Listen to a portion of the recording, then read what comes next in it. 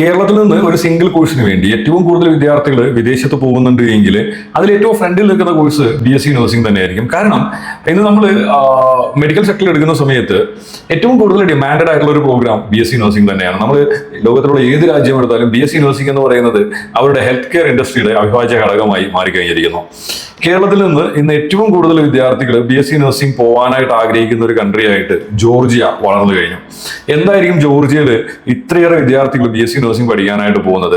So അവിടെ പോയിട്ട് BSc nursing പഠിക്കുന്ന വിദ്യാർത്ഥികൾക്ക് എന്താണ് ഫ്യൂച്ചർ, അവർക്ക് ജോലി കിട്ടാനായിട്ടുള്ള ചാൻസസ് എന്താണ് അവിടുത്തെ ഒരു സ്റ്റഡി കോസ്റ്റ് വരുന്നത്, അവിടെയുള്ള മെയിൻ ആയിട്ടുള്ള കോളേജസ് ഏതൊക്കെയാണ്, അവിടുത്തെ ഒരു സ്റ്റഡി സിസ്റ്റം എങ്ങനെയാണ്, ദെൻ പാർട്ട് ടൈം ഓപ്ഷൻസ് എങ്ങനെയാണ്, ഇത്തരത്തിലുള്ള കാര്യങ്ങളൊക്കെയാണ് നമ്മൾ ഇന്ന് ഡീറ്റെയിൽ ആയിട്ട് നോക്കാനായിട്ട് പോകുന്നത്. സോ ജോർജിയ എന്ന് പറയുന്നത് നിങ്ങൾക്ക് എല്ലാവർക്കും അറിയുന്നത് പോലെ തന്നെ ഒരു യൂറോ ഏഷ്യൻ കൺട്രിയാണ്. സോ നമ്മളൊരു പ്രോപ്പർ ആയിട്ടുള്ള ഒരു യൂറോപ്യൻ സ്ട്രക്ചർ ഫോളോ ചെയ്യുന്ന ഒരു കൺട്രി കൂടിയാണ് ജോർജിയ. ഇന്ത്യയിൽ നിന്ന് വളരെ വേഗത്തിൽ എത്താൻ പറ്റുന്ന രീതിയിലാണ് ഈ ഒരു കൺട്രി ഉള്ളത്. നമുക്ക് ഇന്ത്യയിൽ നിന്ന് നോക്കുന്ന സമയത്ത് രണ്ട് തരത്തിലാണ് നമുക്ക് ട്രാവലിംഗ് ഓപ്ഷൻസ് അവൈലബിൾ ആയിട്ടുള്ളത്. ഒന്ന് നമുക്ക് മിഡിൽ ഈസ്റ്റ് വഴി പോകാനായിട്ടും സാധിക്കും. അത് കൂടാണ്ട് ഡൽഹിയിൽ നിന്ന് ഇൻഡിഗോ ഡയറക്റ്റ് ഫ്ലൈറ്റും ഓപ്പറേറ്റ് ചെയ്യുന്നുണ്ട്. അപ്പൊ ഇതിൽ ഏത് മെത്തേഡിൽ പോയാലും നമ്മുടെ ഒരു ട്രാവലിംഗ് ടൈം എന്ന് പറഞ്ഞാൽ ഏകദേശം ഒരു 7.5 മണിക്കൂർ മുതൽ 8 മണിക്കൂർ കൊണ്ട് നമുക്ക് റീച്ച് ആവാൻ പറ്റുന്ന രീതിയിലുള്ള ഒരു കൺട്രിയാണ് ജോർജിയ. ജോർജിയയുടെ ക്യാപിറ്റൽ സിറ്റി എന്ന് പറയുന്നത് ടിബിലിസി ആണ്. ഇന്ന് ജോർജിയയിൽ BSc നഴ്സിംഗ് കോളേജുകൾ അവൈലബിൾ ആയിട്ടുള്ള സിറ്റിയും ടിബിലിസി തന്നെയാണ്. ടിബിലിസി ഒഴികെയുള്ള വേറെ ഒരു സിറ്റിയിലും നമുക്ക് എന്തില്ല BSc നഴ്സിംഗ് കോളേജുകൾ അവൈലബിൾ ആയിട്ടില്ല. ജോർജിയയുടെ ഏറ്റവും വലിയൊരു ഹൈലൈറ്റ് എന്ന് പറയുന്നത് ജോർജിയയിലുള്ള എല്ലാ നഴ്സിംഗ് കോളേജുകളും മെഡിക്കൽ കോളേജുകൾ അവൈലബിൾ ആയിട്ടുള്ള ക്യാമ്പസുകളാണ് എന്നതാണ് ഏറ്റവും വലിയൊരു ഹൈലൈറ്റ്. നമ്മൾ മറ്റുള്ള പല കൺട്രീസും എടുക്കുന്ന സമയത്ത് BSc നഴ്സിംഗ് പല ഇൻസ്റ്റിറ്റ്യൂട്ടുകളിലും റൺ ചെയ്യുന്നത് നമുക്ക് കാണാനായിട്ട് സാധിക്കും. പക്ഷേങ്കിൽ ജോർജിയയുടെ ഏറ്റവും വലിയ ഹൈലൈറ്റ് എന്ന് പറയുന്നത് സ്വന്തമായി മെഡിക്കൽ കോളേജുകളുള്ള ക്യാമ്പസുകളിൽ മാത്രമാണ് ഇന്ന് BSc നഴ്സിംഗ് ഇന്റർനാഷണൽ സ്റ്റുഡൻസിന് വേണ്ടി അവൈലബിൾ ആയിട്ടുള്ളത്. കറന്റ്ലി BSc നഴ്സിംഗ് പഠിപ്പിക്കുന്ന ഏകദേശം 6ഓളം ഇൻസ്റ്റിറ്റ്യൂട്ടുകളാണ് ജോർജിയയിലുള്ളത്. 1 by 1 ആയിട്ട് നമ്മൾ ഏതൊക്കെയാണ് ഇൻസ്റ്റിറ്റ്യൂട്ട് എന്ന കാര്യമൊക്കെ നമ്മൾ നോക്കുന്നുണ്ട്.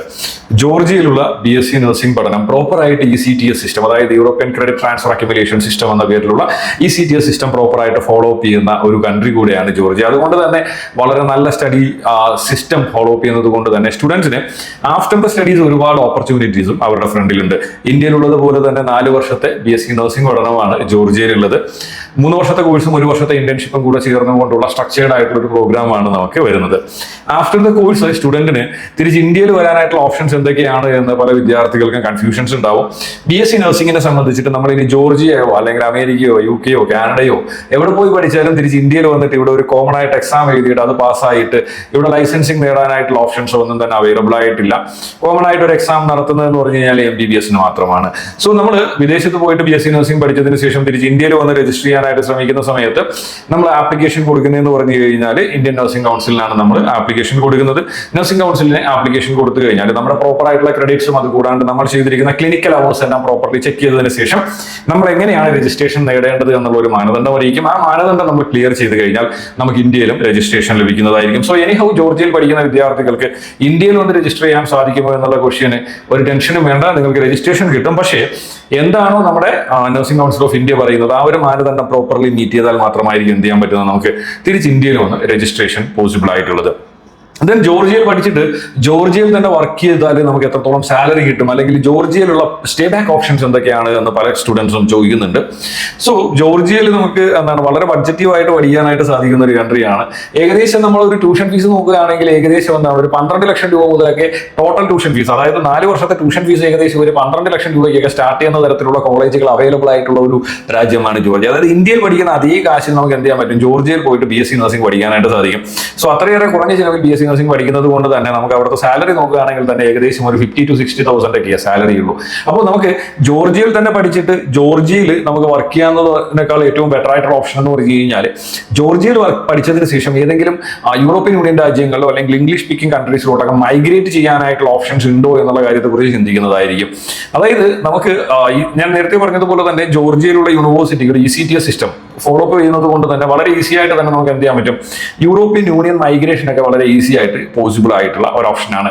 അതുകൂടാണ്ട് ജോർജിയയിലുള്ള പല യൂണിവേഴ്സിറ്റികളും എന്ത് ചെയ്യുന്നുണ്ട്, അവരുടെ പഠനത്തോടൊപ്പം തന്നെ ജർമ്മൻ ലാംഗ്വേജ് ട്രെയിനിങ്ങും അതുകൂടാണ്ട് NCLEX ട്രെയിനിങ് ഒക്കെ അഡീഷണൽ ആയി കൊടുക്കുകയും ഇനി ജോർജിയയിലുള്ള ചില യൂണിവേഴ്സിറ്റികളിൽ ജർമ്മൻ ലാംഗ്വേജ് ഇന്റഗ്രേറ്റഡ് പ്രോഗ്രാം തന്നെ അവൈലബിൾ ആണ്. അതായത് ഇന്റർനാഷണൽ ലാംഗ്വേജിന്റെ സ്ഥാനത്ത് ജർമ്മൻ പഠിപ്പിക്കുന്ന കോളേജുകളും അവൈലബിൾ ആണ്. അതുകൊണ്ട് തന്നെ പഠനത്തോടൊപ്പം തന്നെ നമുക്ക് ഈ ഒരു 4 വർഷം കൊണ്ട് ജർമ്മൻ പഠിച്ച് കംപ്ലീറ്റ് ചെയ്തതിന് ശേഷം B2 ലെവൽ ക്ലിയർ ചെയ്ത് ആഫ്റ്റർ ദ കോഴ്സ് ഡയറക്റ്റ് ആയിട്ട് പോയിട്ട് എന്ത് ചെയ്യാൻ പറ്റും, നമുക്ക് ജർമ്മനിയിലോ അല്ലെങ്കിൽ ഓസ്ട്രേലിയയിലൊക്കെ വർക്ക് ചെയ്യാനായിട്ടുള്ള ഓപ്ഷൻസ് ഉള്ള യൂണിവേഴ്സിറ്റികളും എന്തുണ്ട് എന്തുണ്ട് നമുക്ക് ജോർജിയയിൽ അവൈലബിൾ ആണ്. നമ്മൾ യൂണിവേഴ്സിറ്റികളെ കുറിച്ച് നോക്കുന്ന സമയത്ത് അത്തരം കാര്യങ്ങളൊക്കെ നമുക്ക് വളരെ ഡീറ്റെയിൽ ആയിട്ട് തന്നെ നമ്മൾ നോക്കുന്നതായിരിക്കും. ഓക്കെ, ഇനി പല സ്റ്റുഡൻസിനുള്ള ഏറ്റവും വലിയൊരു കൺഫ്യൂഷൻ എന്ന് പറഞ്ഞു കഴിഞ്ഞാൽ ജോർജിയയിലുള്ള ഒരു ലിവിംഗ് കോസ്റ്റുമായി ബന്ധപ്പെട്ട കാര്യത്തിനകത്ത് പല സ്റ്റുഡൻസിനും വലിയൊരു കൺഫ്യൂഷൻ ഉണ്ട്. എങ്ങനെയാണ് അവിടുത്തെ ഒരു ലിവിംഗ് കോസ്റ്റ്, നമുക്ക് എത്ര കാശുണ്ടെങ്കിൽ നമുക്ക് അവിടുത്തെ ഒരു ലിവിംഗ് കോസ്റ്റ് മാനേജ് ചെയ്യാൻ പറ്റും എന്നുള്ള കാര്യത്തിലൊക്കെ ഒരുപാട് കൺഫ്യൂഷൻസ് ഉണ്ട്. സോ ജോർജിയയുടെ ഒരു ലിവിംഗ് കോസ്റ്റ് നമ്മൾ നോക്കുന്ന സമയത്ത് എന്ന് പറഞ്ഞാൽ നമുക്ക് മന്ത്ലി ഒരു ഓൾമോസ്റ്റ് $250 to $300, അതായത് നാട്ടിൽ ഏകദേശം ഒരു 20,000 രൂപ മുതൽ 25,000 രൂപ വരെ ഉണ്ടെങ്കിൽ നമ്മുടെ അക്കോമഡേഷൻ പ്ലസ് ഫുഡ് എന്ന് പറയുന്ന കാര്യം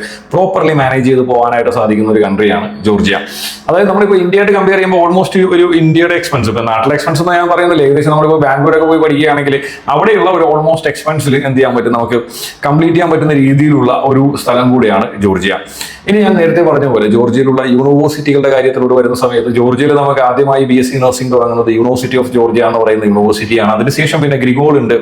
പിന്നെ വരുന്നതെന്ന് പറഞ്ഞു കഴിഞ്ഞാൽ ജോർജിയൻ നാഷണൽ യൂണിവേഴ്സിറ്റി എന്ന പേരിലുള്ള SU എന്ന് പറയുന്ന യൂണിവേഴ്സിറ്റി ഉണ്ട്. ദെൻ പിന്നെ വരുന്നത് ഈസ്റ്റ് യൂറോപ്യൻ യൂണിവേഴ്സിറ്റി, കൗക്കാസസ് യൂണിവേഴ്സിറ്റി, ജിയോമെന്റി. ഈ ഒരു 6 യൂണിവേഴ്സിറ്റികളാണ് കറന്റ് എന്തുള്ളത് BSc നഴ്സിംഗ് കോഴ്സ് നമുക്ക് അവൈലബിൾ ആയിട്ടുള്ളത്. ഇതിൽ ഏകദേശം ഒരു $3,000 മുതൽ $4,000 വരെ ട്യൂഷൻ ഫീസുള്ള കോളേജസും അവൈലബിൾ ആണ്. ഏറ്റവും കൂടുതൽ ഫീസുള്ള യൂണിവേഴ്സിറ്റി എന്ന് പറഞ്ഞാൽ യൂണിവേഴ്സിറ്റി ഓഫ് ജോർജിയ ആണ്. $4,000 ആണ് യൂണിവേഴ്സിറ്റി ഓഫ് ജോർജിയയുടെ ഫീസ് വരുന്നത്. ഇത് നമ്മൾ എന്ത് ചെയ്തു, യൂണിവേഴ്സിറ്റി ഓഫ് ജോർജിയ കഴിഞ്ഞതിന് ശേഷം നമ്മൾ SUലോട്ട് ജോർജിയ നാഷണൽ യൂണിവേഴ്സിറ്റിയിലോട്ട് വരികയാണെങ്കിൽ അവിടുത്തെ ട്യൂഷൻ ഫീസ് വരുന്നത് $3,900 ആണ്. ദെൻ നമ്മൾ ഈസ്റ്റ് യൂറോപ്യൻ യൂണിവേഴ്സിറ്റിയിലോട്ട് വരികയാണെങ്കിൽ കഴിഞ്ഞ വർഷത്തെ ഫീസ് അവരുടെ $3,000 ആയിരുന്നു. പക്ഷേ ഈ വർഷം അവരുടെ 10% ഇൻക്രീസ് ചെയ്തിട്ട് $3,300 2026 സെപ്റ്റംബർ ഇൻടേക്കിലാക്കുമെന്ന് പറയുന്നുണ്ട്. ഓക്കെ, അപ്പോൾ ഇവിടെ എല്ലാ കോളേജുകളും നമ്മൾ എടുക്കുന്ന സമയത്ത് ഞാൻ നേരത്തെ പറഞ്ഞ പോലെ ഇവരെല്ലാവരും പ്രോപ്പർലി ഫോളോ അപ്പ് ചെയ്യുന്നതെന്ന് പറഞ്ഞാൽ ECTS സിസ്റ്റം തന്നെയാണ്, യൂറോപ്യൻ ക്രെഡിറ്റ് ട്രാൻസ്ഫർ സിസ്റ്റം തന്നെയാണ് പ്രോപ്പർലി ഫോളോ അപ്പ് ചെയ്യുന്നത്. ദെൻ മോസ്റ്റ് ഓഫ് ദി യൂണിവേഴ്സിറ്റീസും അവരുടെ അക്കാഡമിക്സിനോടൊപ്പം തന്നെ എന്ത് ചെയ്യുന്ന അഡീഷണൽ ആയിട്ട് ജർമ്മൻ ലാംഗ്വേജിന്റെ ട്രെയിനിങ് കൊടുക്കുന്നുണ്ട്. പക്ഷേ ഈ ഒരു ടോട്ടൽ ആയിട്ടുള്ള യൂണിവേഴ്സിറ്റീസ് നോക്കുന്ന സമയത്ത് ഒരു ജർമ്മൻ ലാംഗ്വേജിന്റെ ഇന്റഗ്രേറ്റഡ് പ്രോഗ്രാം അവൈലബിൾ ആയിട്ടുള്ള ഒരു യൂണിവേഴ്സിറ്റി എന്ന് പറഞ്ഞാൽ ഈസ്റ്റ് യൂറോപ്യൻ യൂണിവേഴ്സിറ്റിയിലാണ് ഒരു German language integrated programme available ആയിട്ടുള്ളത്. അതായത് ഇന്റർനാഷണൽ ലാംഗ്വേജിന്റെ സ്ഥാനത്ത് അവർക്ക് ജർമ്മനാണ് പഠിപ്പിക്കുന്നത്. അതുകൂടാണ്ട് ഈ ഒരു പ്രോഗ്രാം വന്നിട്ട് ജർമ്മനിയിലും ഓസ്ട്രിയയിലും അപ്രൂവ്ഡ് ആയിട്ടുള്ള ഒരു പ്രോഗ്രാം കൂടിയാണ്. ജർമ്മനിയുടെ ഹയർ എഡ്യൂക്കേഷൻ എൻഹാൻസ്മെന്റ് കൂടിയായിട്ടുള്ള അക്യുന്റെ അപ്രൂവലുള്ള ഒരു യൂണിവേഴ്സിറ്റി കൂടിയാണ് ഈസ്റ്റ് യൂറോപ്യൻ യൂണിവേഴ്സിറ്റി എന്ന് പറയുന്നത്. സോ അപ്പോൾ ഈ ഒരു ജർമ്മൻ ലാംഗ്വേജ് ഇന്റഗ്രേറ്റഡ് പ്രോഗ്രാം ആയതുകൊണ്ട് തന്നെ നമ്മുടെ പഠനത്തോടൊപ്പം തന്നെ നമ്മുടെ ഒരു 4 വർഷത്തെ പഠനത്തോടൊപ്പം തന്നെ ഇവർക്ക് ജർമ്മൻ ലാംഗ്വേജ് പഠിക്കാനും അതിനുശേഷം ഇവർക്ക് എന്ത് ചെയ്യാൻ പറ്റും, B2 ലെവൽ ക്ലിയർ ചെയ്തതിന് ശേഷം ജർമ്മനിയിലോ ഓസ്ട്രിയയിലോ പോയിട്ട് എന്ത് ചെയ്യാൻ പറ്റും, ഇവർക്ക് ഏത് PG ചെയ്യാനോ അല്ലെങ്കിൽ ഡയറക്ട്ലി ജോബ് ചെയ്യാനായിട്ടൊക്കെയുള്ള ഒരു ഓപ്ഷൻ എന്തുണ്ട് ഇവർക്ക് അവൈലബിൾ ആണ്. ഓക്കെ, അപ്പോൾ ഇത്തരത്തില് ഡിഫറെന്റ് ആയിട്ടുള്ള കോഴ്സസ് കൊടുക്കുന്ന യൂണിവേഴ്സിറ്റീസ് നമുക്ക് എന്തുണ്ട് നമ്മുടെ ജോർജിയയിൽ അവൈലബിൾ ആണ്. അപ്പോൾ നമ്മൾ ജോർജിയയിലുള്ള കോളേജുകൾ ചൂസ് ചെയ്യുന്ന സമയത്ത് നമ്മുടെ ഹയർ എഡ്യൂക്കേഷനും അതുകൂടാണ്ട് നമ്മുടെ പ്ലേസ്മെന്റിനും ഏറ്റവും കൂടുതൽ ബെനിഫിറ്റ് ഉള്ളതും ഏറ്റവും കൂടുതൽ ഓപ്ഷൻസ് തരുന്നതുമായ മികച്ച യൂണിവേഴ്സിറ്റികൾ ചൂസ് ചെയ്യുന്നതായിരിക്കും നമുക്ക് ഏറ്റവും അഭികാമ്യമായ കാര്യം. സപ്പോസ് നമ്മളിപ്പോൾ ചൂസ് ചെയ്യുന്ന യൂണിവേഴ്സിറ്റി നോർമൽ ആയിട്ടുള്ള ഇംഗ്ലീഷ് ലാംഗ്വേജിലുള്ള ഒരു പ്രോഗ്രാമാണ് നിങ്ങൾക്ക് തരുന്നത് എങ്കിൽ മേ ബി അത് നമുക്ക് ഒരിക്കലും എന്ത് ചെയ്യാനായിട്ട് സാധിക്കില്ല, നമ്മുടെ ഒരു പ്ലേസ്മെന്റിന് ഒരിക്കലും ഉതകുന്നതായിരിക്കത്തില്ല. അതുകൂടാണ്ട് ജോർജിയയിലുള്ള ചില യൂണിവേഴ്സിറ്റികൾ NCLEX ട്രെയിനിങ് കൊടുക്കുന്നുണ്ട്. NCLEX എന്ന് പറഞ്ഞു കഴിഞ്ഞാൽ എനിക്ക് തോന്നുന്നത് BSc നഴ്സിംഗ് പഠിക്കാനായിട്ട് ആഗ്രഹിക്കുന്ന ഒട്ടുമിക്ക സ്റ്റുഡൻസിനും അറിയുന്ന ഒരു കാര്യമാണ് NCLEX എന്ന് പറയുന്നത്. അതായത് നിങ്ങൾക്ക് എന്ത് ചെയ്യാൻ പറ്റും, നമ്മളിപ്പോൾ USA, കാനഡ, ന്യൂസിലാൻഡ്, ഓസ്ട്രേലിയ പോലുള്ള ഇംഗ്ലീഷ് സ്പീക്കിംഗ് രാജ്യങ്ങളിൽ പോയിട്ട് നമുക്ക് എന്ത് ചെയ്യണം, വർക്ക് ചെയ്യണമെങ്കിൽ BSc നഴ്സിംഗ് കഴിഞ്ഞ വിദ്യാർത്ഥികൾ എഴുതേണ്ട എക്സാമിന്റെ പേരാണ് NCLEX എന്ന് പറയുന്നത്. അപ്പോൾ ഇതിന് വേണ്ടിയിട്ടുള്ള സെപ്പറേറ്റ് ട്രെയിനിങ് കൊടുക്കുന്ന യൂണിവേഴ്സിറ്റികളും ജോർജിയയിൽ അവൈലബിൾ ആണ്. അപ്പോൾ ഇത്തരത്തിലൊക്കെയുള്ള അഡീഷണൽ ആയിട്ട് നമുക്ക് എന്തെങ്കിലും ട്രെയിനിങ്ങോ അല്ലെങ്കിൽ അവരുടെ അക്കാഡമിക്സിനോടൊപ്പം തന്നെ ആ ഒരു ഡിഗ്രി വേറെ പല രാജ്യങ്ങളിലും ഡയറക്ട്ലി വാലിഡ് ആവുന്ന രീതിയിലുള്ള ഡിഗ്രി ഒക്കെ ആയിട്ടുള്ള യൂണിവേഴ്സിറ്റികൾ ചൂസ് ചെയ്യുകയാണെങ്കിൽ കുറച്ചുകൂടി ഈസി ആയിട്ട് നമുക്ക് എന്ത് ചെയ്യാൻ പറ്റും, വളരെ മികച്ച രാജ്യങ്ങളിൽ പോയി ജോലി കണ്ടെത്താനായിട്ട് സാധിക്കും. ഇനി നമ്മുടെ കോഴ്സിന്റെ സ്ട്രക്ചറിലോട്ട് നമ്മൾ വരുന്ന സമയത്ത് എന്ന് പറഞ്ഞു കഴിഞ്ഞാൽ ഞാൻ നേരത്തെ പറഞ്ഞതുപോലെ നമ്മുടെ കോഴ്സിന്റെ ഡ്യൂറേഷൻ വരുന്നത് 4 വർഷമാണ്. അതിൽ ആദ്യത്തെ വർഷം നമുക്ക് വരുന്നതെന്ന് പറഞ്ഞു കഴിഞ്ഞാൽ പ്രീ ക്ലിനിക്കൽ സബ്ജക്റ്റുകൾ മാത്രമാണ് വരുന്നത്. അതായത് നമുക്ക് വരുന്നതെന്ന് പറഞ്ഞാൽ അനാട്ടമി, ഫിസിയോളജി, ബയോകെമിസ്ട്രി, ഹിസ്റ്റോളജി ഒക്കെ പോലുള്ള പ്രീ ക്ലിനിക്കൽ സബ്ജക്റ്റുകൾ മാത്രമാണ് എന്ത് വരുന്നത് നമുക്ക് ഫസ്റ്റ് ഇയറിൽ വരുന്നത്. ദെൻ സെക്കൻഡ് ഇയർ ഓൺവേർഡ്സ് വരുമ്പോൾ നമുക്ക് എന്താണ് വാർഡ് പ്രാക്ടീസുകൾ അടക്കമുള്ള ക്ലിനിക്കൽ സബ്ജക്റ്റുകൾ എന്ത് ചെയ്യുന്നുണ്ട്, നമുക്ക് സെക്കൻഡ് ഇയർ ഓൺവേർഡ്സ് സ്റ്റാർട്ട് ചെയ്യുന്നുണ്ട്. അപ്പോൾ സെക്കൻഡ് ഇയർ ഓൺവേർഡ്സ് നമുക്ക് വരുന്ന സമയത്ത് എന്ന് പറഞ്ഞാൽ നമുക്ക് വിദ്യാർത്ഥികളുടെ സമയത്തിനനുസരിച്ച് നമുക്ക് ക്ലാസ്സുകൾ എന്ത് ചെയ്യാൻ പറ്റും, മാനേജ് ചെയ്യാനായിട്ട് സാധിക്കുന്ന ഒരു സംവിധാനമാണുള്ളത്. ഫസ്റ്റ് ഇയറിൽ നമുക്ക് ഒരു ദിവസം മാക്സിമം 4 മണിക്കൂറാണ് ക്ലാസ് അവൈലബിൾ ആയിട്ടുള്ളത്. അതുകൊണ്ട് തന്നെ സപ്പോസ് ഏതെങ്കിലും സ്റ്റുഡൻസ് അവരുടെ ലിവിംഗ് കോസ്റ്റ് പാർട്ട് ടൈമിൽ നിന്ന് മാനേജ് ചെയ്യാനായിട്ട് ശ്രമിക്കുന്ന സ്റ്റുഡൻസ് ഉണ്ടെങ്കിൽ നിങ്ങൾക്ക് പാർട്ട് ടൈം ലഭിക്കുന്നു. അങ്ങനെ ഒരു സാഹചര്യം ഉണ്ടെങ്കിൽ ആഫ്റ്റർ 4 അവേഴ്സിന്റെ ക്ലാസ്സസ് കഴിഞ്ഞതിന് ശേഷം നിങ്ങൾക്ക് പാർട്ട് ടൈമിന് പോകാനായിട്ട് സാധിക്കും. ഇനി നമ്മൾ സെക്കൻഡ് ഇയർ ഓൺവേർഡ്സ് സ്റ്റാർട്ട് ചെയ്യുന്ന സമയത്ത് സപ്പോസ് നിങ്ങൾക്ക് ഇന്ന് ഇല്ലെന്ന് പറഞ്ഞാൽ ജനറൽ മെഡിസിന്റെ വാർഡ് പ്രാക്ടീസ് ഒരു ദിവസമാണെന്ന് ചിന്തിക്കുക. ദെൻ നിങ്ങളുടെ ട്യൂട്ടർ, അതായത് നിങ്ങളുടെ പ്രൊഫസർ നിങ്ങൾക്ക് അവൈലബിൾ ആയിട്ടുള്ളത് രാവിലെ 8 മണി മുതൽ വൈകുന്നേരം 4 മണി വരെ അവൈലബിൾ ആയിട്ടുണ്ട്. ഇതിനിടയിലുള്ള ഒരു 2 മണിക്കൂറാണ് എന്ത് ചെയ്യേണ്ടത്, നിങ്ങൾക്ക് നമ്മുടെ വാർഡ് പ്രാക്ടീസ് എടുക്കേണ്ടത് എങ്കിൽ ഇതിനിടയിലുള്ള ഏത് ടൈം വേണമെങ്കിലും നിങ്ങൾക്ക് ചൂസ് ചെയ്യും. ആ ടൈമിൽ നിങ്ങൾക്ക് പോയിട്ട് എന്ത് ചെയ്യാൻ പറ്റും, വാർഡ് പ്രാക്ടീസ് എടുക്കാനായിട്ടും സാധിക്കും.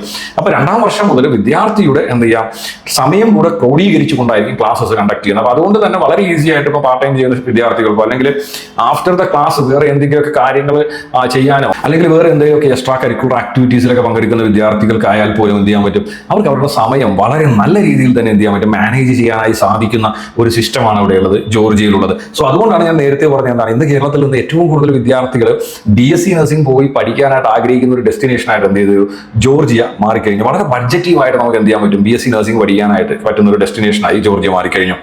നമ്മളിനി എന്താണ് നമ്മുടെ ഒരു ട്രാവൽ കോസ്റ്റിലോട്ട് വരുന്ന സമയത്ത് എന്ന് പറഞ്ഞാൽ ഞാൻ നേരത്തെ പറഞ്ഞത് നമുക്ക് 2 ഓപ്ഷൻസ് ആണുള്ളത്. വയ ഡൽഹി പോകാനായിട്ടുള്ള ഓപ്ഷൻ ഉണ്ട്, പിന്നെ ഇല്ലെങ്കിൽ പിന്നെ പോകാനുള്ള ഓപ്ഷൻ എന്ന് പറഞ്ഞാൽ മിഡിൽ ഈസ്റ്റ് വഴിയാണ്. നമ്മളിപ്പോൾ വയ ഡൽഹി പോവുകയാണെങ്കിൽ അത് ലാസ്റ്റ് ടൈം ഞാൻ പോയേക്കുന്ന അറൗണ്ട് 16,000 രൂപയ്ക്കാണ് കൊച്ചി ടു ടിബിലിസി വരെ ഫ്ലൈ ചെയ്തത്. ആ പൈസക്ക് ഇനി ടിക്കറ്റ് കിട്ടണമെന്ന് ഞാൻ പറയില്ല, പക്ഷേ എനിക്കോ അപ് ടു ഒരു 25,000 വരെ, മാക്സിമം ഒരു 25,000 റുപ്പീസ് ഉണ്ട് എങ്കിൽ എന്ത് ചെയ്യാൻ പറ്റും, നമുക്ക് ടിബിലിസി വരെ നമുക്ക് ട്രാവൽ ചെയ്യാനായിട്ടുള്ള ഓപ്ഷൻ അവൈലബിൾ ആണ്. ഓക്കെ, വളരെ ബഡ്ജറ്റീവായിട്ട് നമുക്ക് ട്രാവൽ ചെയ്യാൻ പറ്റുന്ന ഒരു കൺട്രി കൂടിയാണ് ജോർജിയ. അപ്പം എന്താണ് നമ്മളൊരു ട്രാവൽ എന്ന് പറയുന്ന കാര്യത്തിനകത്ത് നമ്മൾ ടെൻഷൻ ആവേണ്ട ആവശ്യമില്ല. ഇനി നമ്മൾ ജോർജിയയിൽ അഡ്മിഷൻ എടുക്കുന്ന സമയത്ത് മെയിൻ ആയിട്ട് ശ്രദ്ധിക്കേണ്ട കാര്യം എന്ന് പറഞ്ഞു കഴിഞ്ഞാൽ, നമുക്ക് ജോർജിയ എന്ന് പറയുന്ന കൺട്രിയിൽ ഡയറക്റ്റ് പോയിട്ട് അപ്ലൈ ചെയ്തിട്ട് യൂണിവേഴ്സിറ്റിയിൽ നിന്ന് ഡോക്യുമെന്റ്സ് എടുത്ത് അഡ്മിഷൻ എടുക്കുക എന്ന് പറഞ്ഞാൽ അത്രയേറെ സ്മൂത്ത് ആയിട്ടുള്ള ഒരു കാര്യമല്ല. എല്ലാവരും ഏതെങ്കിലും ഒരു കൺസൾട്ടന്റിനെ കണ്ടെത്തിയിട്ടായിരിക്കും എന്ത് ചെയ്യാൻ പോകുന്നത്, നിങ്ങൾ അഡ്മിഷൻസ് എടുക്കാനായിട്ട് പോകുന്നത്. സോ അങ്ങനെയുള്ള സമയത്ത് എന്ത് ചെയ്യുക, നിങ്ങൾ പ്രോപ്പർ ആയിട്ട് ഒരു കൺസൾട്ടൻസിനെ കണ്ടെത്തുന്നത് നല്ലതായിരിക്കും. കാര്യം ഈ ജോർജിയ എന്ന് പറയുന്ന രാജ്യത്തിൽ BSc നഴ്സിംഗിന് വിദ്യാർത്ഥികൾ പോയി തുടങ്ങിയിട്ട് ഏകദേശം 4 വർഷത്തോടെ ആവുന്നുള്ളൂ.